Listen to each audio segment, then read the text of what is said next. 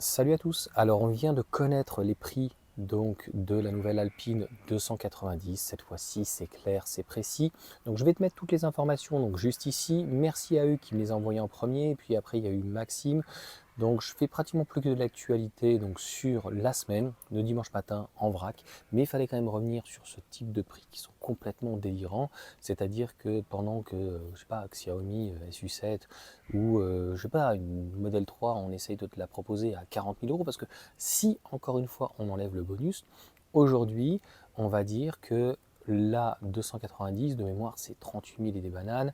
Et on va dire que pour avoir le moteur, parce que 180 chevaux en fait il est bridé le moteur, pour avoir donc la performance qui fait 6 secondes 4, il va falloir que tu mettes 41 700, bref, 42 000 euros. Autant dire qu'à 42 000 euros, c'est le même prix aujourd'hui qu'une Mégane. Et j'ai envie de te dire, et le conseil que je donnerai, attends que la Mégane fasse son restyling, je pense qu'elle sera encore plus belle parce que souvent donc le restyling souvent quand même beaucoup plus encore plus joli, plus abouti donc que le modèle de base. On est déjà à 3, bientôt 4 ans, donc ça va arriver. 220 chevaux pour le même prix.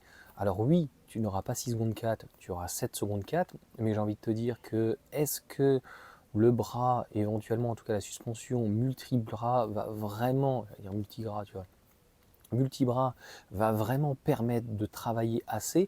Honnêtement, c'est pas l'arrière qui me pose aujourd'hui problème chez Renault et les 220 chevaux que j'ai notamment dans la Mégane. Même si je trouve que au niveau du suspension, c'est pas que c'est trop raide, c'est qu'elle a du mal à absorber en fait la surcharge qui est due essentiellement à la batterie, puisqu'une partie en fait de la batterie est dans le coffre. Donc en fait, on a des batteries entre guillemets des poches qui sont donc très hautes, très épaisses, qui ont un seul avantage de pouvoir en fait, au-delà du recyclage, donc s'entretenir, ou du moins s'il y a une panne éventuellement de pouvoir intervenir. Alors plutôt chez Revolt, hein, parce que si tu vas chez Peugeot, chez Renault, ils vont t'asphyxier, tu vas rien comprendre. Mais au-delà de ça, le mot d'ordre est donné à partir de 38 000 euros et des bananes. Je ne compte même pas le fait que si tu rajoutes une peinture, si tu rajoutes une ou deux petites options, si tu rajoutes éventuellement le câble domestique, et puis si tu, bien sûr, tu auras des frais administratifs, donc entre 400 et 800 euros, donc tu vas vite arriver de toute façon à 40 000. Et pour celle qui est à 42, et tu montes jusqu'à 46 000 de mémoire 700, et donc elle est en concurrence directe avec l'Alpha Junior, c'est pas que j'avais dit du mal ou du bien. Moi, je trouve qu'en fait, l'Alpha, cette Alfa Romeo, il l'avait comparée à la Mito, et je trouve qu'on ne peut pas la comparer parce qu'elle est certes plus performante, mais euh, en termes de prix, on est quand même au double, hein. Moi, j'ai eu une Alfa Romeo Mito, et je te ferai donc l'épisode, donc logiquement, ça sera numéro 10, avec le 155 chevaux en sélective, et puis il y avait la Quattro Verde qui était à 24 ou 26 000 euros. On parle d'un véhicule à entre 40 et pratiquement 50 000 euros. Alors ils se sont mis un peu en dessous donc du bonus, mais si tu les calmes pas, moi je pense qu'ils auraient été capables de proposer donc une citadine plus chère. Donc on parle alors d'un côté, j'allais dire la R5, donc la finition alpine, c'est R5 donc un petit peu déguisé, hein. C'est le même châssis, c'est les mêmes moteurs, ou si c'est pas les mêmes moteurs, c'est les moteurs de la Mégane, c'est plus ou moins le même intérieur, donc en fait elles partagent très certainement 90% des pièces, c'est juste un petit peu certains habillages. Donc ce véhicule donc, par rapport à la Junior, puisque maintenant il faut comparer ce qui est comparable aujourd'hui, maintenant, on est quand même de l'autre côté à 280 chevaux en 4 roues motrices. A priori, elle ne serait pas si performante que ça. Je crois qu'on annonce 5 secondes 9, donc on aurait pu avoir quelque chose de plus performant. Je pense que la R5 est relativement donc, légère et embarque donc entre guillemets, si on peut dire, le gros moteur donc, de chez Renault, donc, de la Mégane, qui est en plus très coupleux. Encore une fois, par contre, bah, on ne parle même pas de la version donc, GT ou les versions complètement différentes ou première édition ou quoi. On parle de la version performante donc à 220 chevaux, 6 secondes 4. À un moment donné, si tu ne cherches pas la performance à tout prix, bah, honnêtement, 7 secondes 4, tu auras un véhicule qui marchera très bien. Et encore une fois, comme je t'ai dit, donc le multi-bras, on verra bien comment ça fonctionne. Mais le problème, c'est le couple à l'avant. Et je pense qu'honnêtement, les 6 secondes 4 auront beaucoup de difficultés à passer parce qu'il y a énormément de Nm. De mémoire, voilà, on parle de 300 Nm. Et puis donc 220 chevaux. Donc l'Armada sur la traction avant, sur en tout cas l'essieu avant, ça va être très très très très compliqué.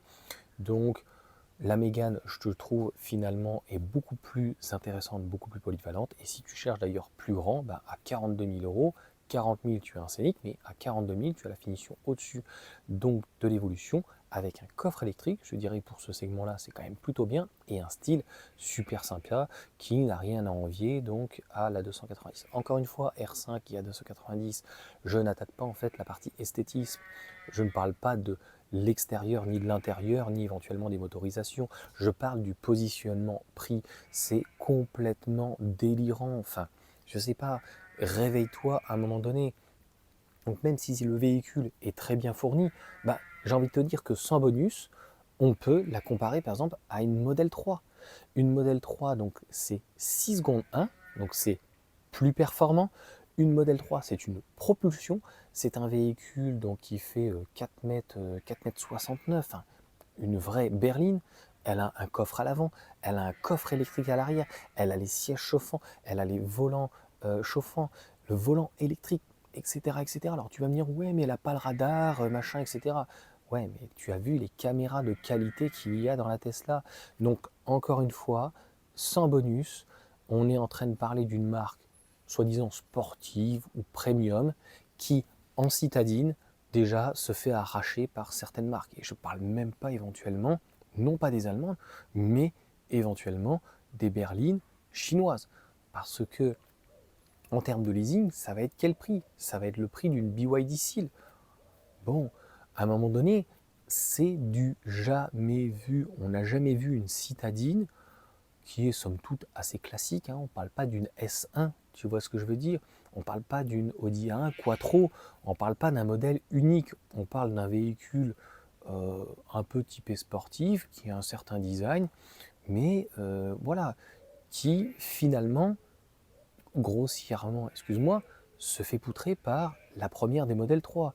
Donc sportif, voilà.